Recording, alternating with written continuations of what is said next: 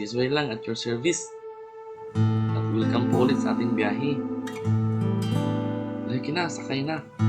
At pag-usapan natin dito ang firing order at kung bakit may iba't ibang firing order ang multi-cylinder engine. Okay? Thumbs up.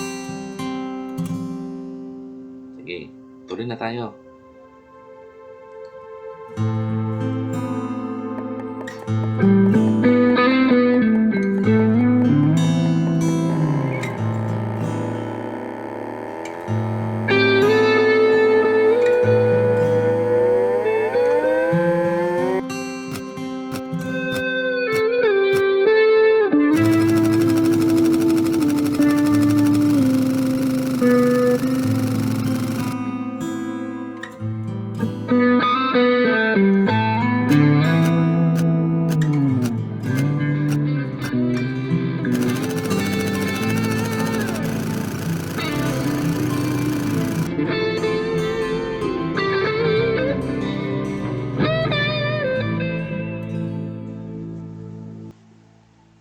Ang distributor ng ating ignition system ay nagbibigay ng sparks isa-isa doon sa ating cylinder.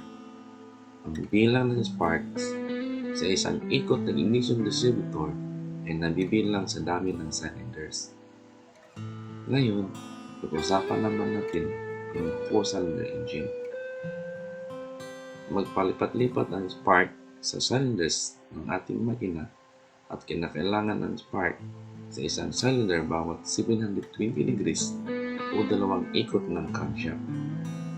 At dahil 4-cylinder engine ito, ay kailangan may spark na mangyayari bawat 180 degrees o kalating ikot ng crankshaft. Ang order o sequence kung saan ang cylinder ay mag-i-spark ay tinatawag na firing order. Ang ibig sabihin na ang firing order ay ang order o sequence ng sparking ng multi-cylinder engine. Iba-iba ang firing order ng makina at nakadepende na rin ito sa bilang ng cylinders o disenyo ng mga manufacturers. May kaugnayan ang ating firing order dito sa ating engine cycle, lalong-lalo na sa power stroke upang mabalanse ang force nito sabay sa pag-ikot ng crankshaft. At may tatlong dahilan kung bakit nilagyan ng firing order ang engine. At ito ay ang engine vibration, engine cooling, at development ng back pressure.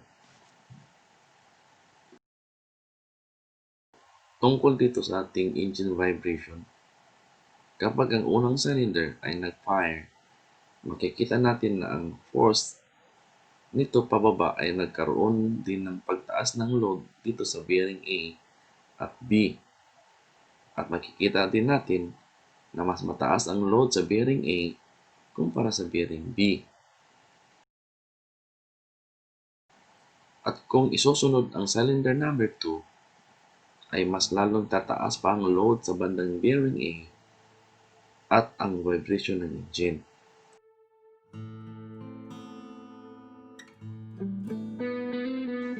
Magkakaroon din ng disbalancing sa load ng cooling system at naging dahilan ito ng mas mainit na temperatura ng ating makina.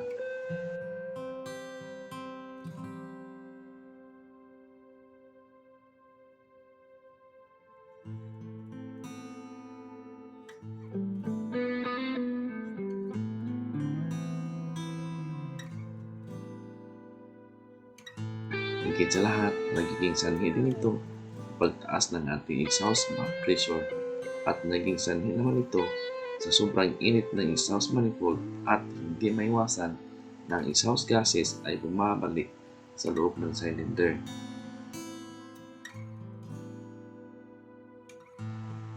Upang mabalanse ng tama ang force, heat, at mabibigyan ng tamang oras na makakalabas ang lahat ng exhaust gas, ay kinakailangan na ang third cylinder ang isusunod na mag-fire pagkatapos ng first cylinder. Ito naman ang mga posibleng firing order ng 4-cylinder engine.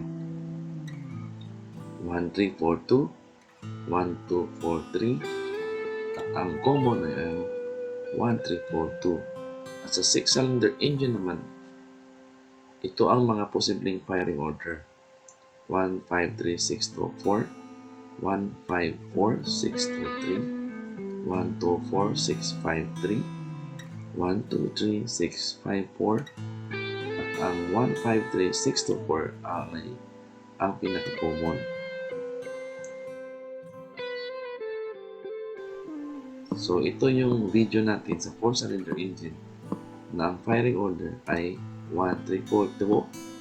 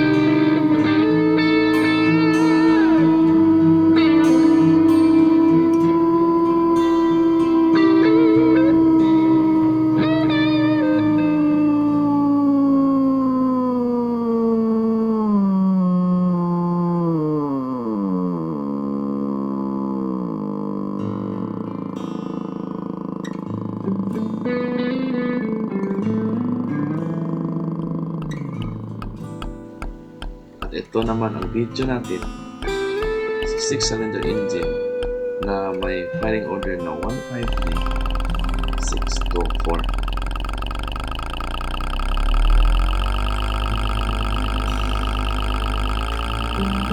4.